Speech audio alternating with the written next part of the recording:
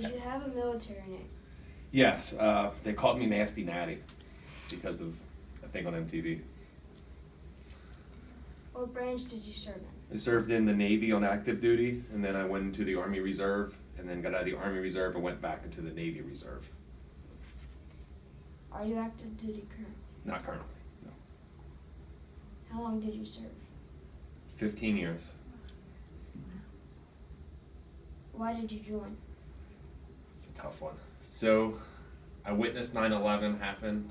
I was at home, watched that on TV. Right after that, I didn't really know what I was going to do after high school, so in December of 2001, I knew that I wasn't going to be a college material, so I decided to join the military. How did you deal with leaving your family? Very tough. It was the first time I've ever been away from my family in my entire life. Not going to lie and say that when I got my first letter in boot camp, I didn't cry and want to come home, but just like everything else, you do it for a while and you get used to it and adapt. And now, it doesn't bother me. How did your family react when you deployed? Luckily for me, my family's military. My mother served in the Army, my father served in the Marines, my grandfather was in the Air Force, the other one was in the Navy. So they wasn't happy that I was leaving because of what was going on, but they understood what I was doing and were happy. What were you most frightened of? Military, I would say just missing out. It's being away, missing out on stuff at home, not seeing, one of the bad things that happened to me when I was in Afghanistan is my grandmother was diagnosed with cancer. And the day after I got home, she died.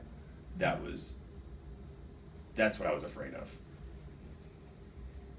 What were you most stressful of? Or what was the most stressful thing?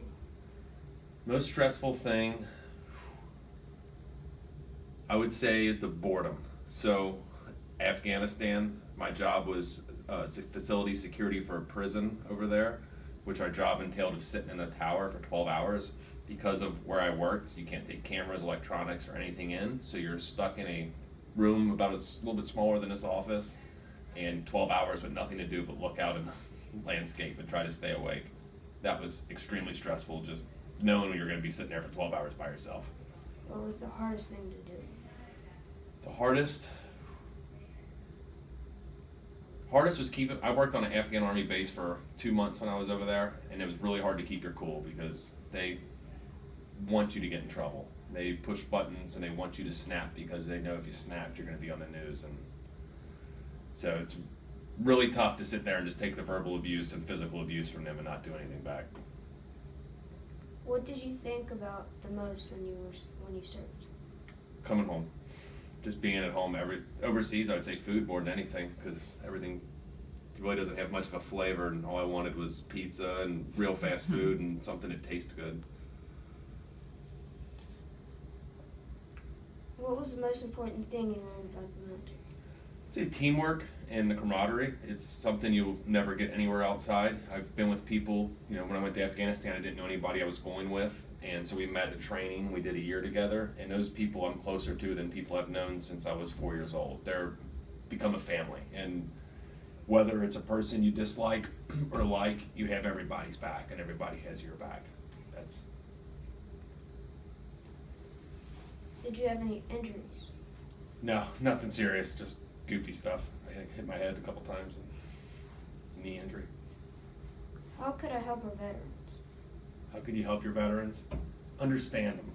Take time to learn. Don't listen to what everybody says. I think my generation especially has, a lot of people don't understand and think automatically because of all the news, PTSD equals you're crazy, you got issues, and I don't think people really understand what post-traumatic stress disorder is, what are some of the symptoms that people go through, and people not knowing what my experience is what I've been diagnosed with. I've at work heard people say negative things about post-traumatic stress disorder, and I go out and tell people like, hey, I was diagnosed, and they're shocked because in their head they think it's a person that's crazy, just smashing everything, and it's not that. And that's one thing I wish people would understand.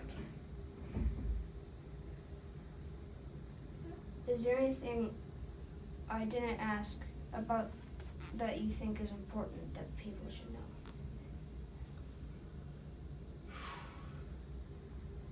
Not really. You know, it's not that I could think of. It's, to me, it was a job. I went into work every day, left. It was, I'm proud of what I did, and I don't know. That's a tough one. I can't think of anything else.